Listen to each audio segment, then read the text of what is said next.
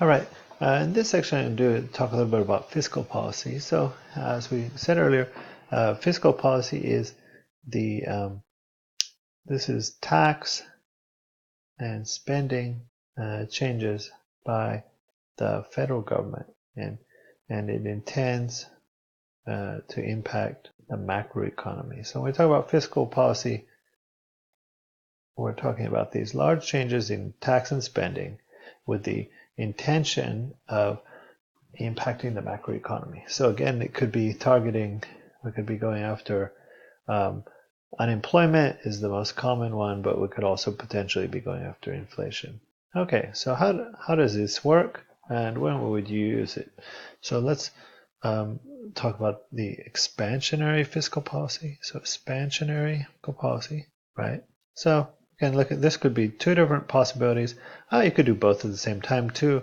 So one thing would be spend more government. The government spending more money. Okay, so this is expansionary fiscal policy, and when they spend more money, this increases aggregate demand, but it also has a second effect. It's also going to be multiplied. Okay, so then there are also people receive, the spending, and then they spend more, right? So we get some multiplication going on. So you can think of it like, okay, government spends more money to build roads, while the workers and the companies involved in building the roads will receive funds. So and then they're going to spend more money, right? And then the places where they shop will receive more money. They'll receive more spending, more revenue, and then they spend more money, etc. Right? So this will be kind of multiplied as well. But initially, even on its own, even if it's not multiplied, it initially will increase aggregate demand because it's just more spending. And the other one is we can cut the taxes. Okay, so we can lower taxes. That's another classic expansionary fiscal policy. So lower taxes, well then people keep more income, right? Of their same income, they keep more of it, and then they're going to spend more. Now we'll find out, it depends a little bit on what kind of cuts these are, but they spend more, and also the spending is multiplied. So again, the multiplying the spending, it means that you spend more, and then the places where you shop receive more revenue, and then they have more income, and then they spend more, and then so on and so on. Then the next people receive, and then they spend more. Okay, we get this idea. So we can do both of these. We can do increase government spending and or cut taxes. So these are a classic expansionary fiscal policy. Now, we'll find out with the taxes, that when people keep more income from their paycheck, right, say have more take-home income, then they spend more.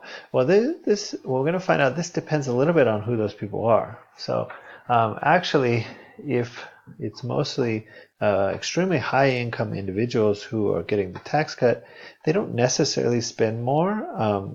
Often they end up buying more financial assets. So this could also potentially have an effect not just in this aggregate demand framework, it also could have an effect on stock prices or real estate prices or other things as well. But anyways, that's a little beyond this. So when would we want to use this? So, well, the typical use of this expansionary fiscal policy is in this situation. So if we're starting from a recession, right? So let's start it. We believe the economy is currently in a recession, for example, down here. So we are back at this point, A, right? So at A, we have output gap, right? Remember the output gap is showing that the current output is less than could be, or less than the potential GDP. So look at this output gap. We've got our price level, and Y is our real GDP. Okay, so this means the problem when we have this happening, that means a high unemployment. We have lots of unused resources. We got workers out of jobs, and we also have other unused resources. So then we can, if we use this expansionary fiscal policy, so we go increase in G and or a decrease in the taxes, well then this is going to increase aggregate demand. Okay, so this aggregate demand is increased. Again, I don't know if it'll go all the way back up, but aggregate demand is increased, and so the recession gets smaller, right? So if this works successfully, the recession gets smaller. Okay, so this is a typical expansionary fiscal policy that would be pursued in a recession. This is fairly common in the last, the Great Recession that happened fairly recently. Then the government, the Congress took action, and they did some pretty good-sized tax cuts and also big increase in government spending.